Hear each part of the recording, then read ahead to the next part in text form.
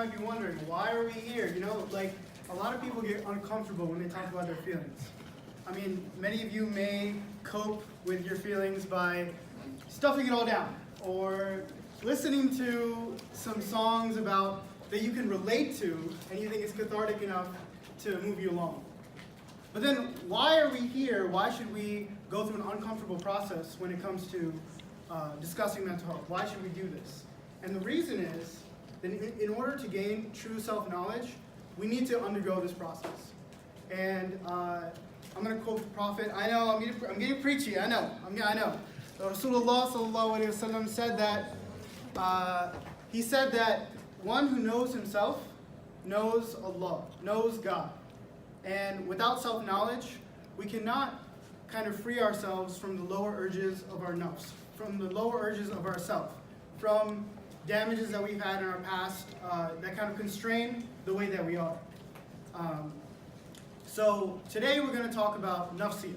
And nafsiyat is really just about understanding the self, and it's about understanding that as a community, we come from contexts that are post-colonial.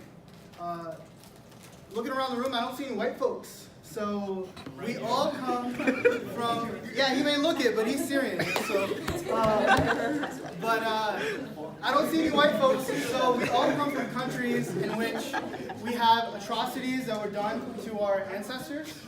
And a lot of that trauma, a lot of that baggage has been passed down to us, unfortunately. However, we have the privilege of being able to process it, to understand it. We have the tools and knowledge that we need to move forward.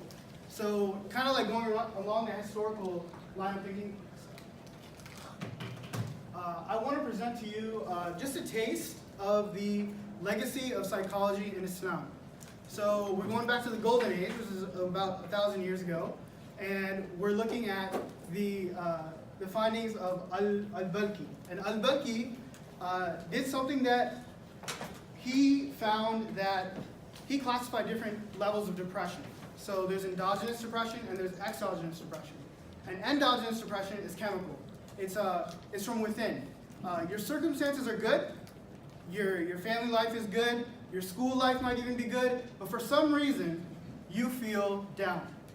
And then he classified exogenous depression.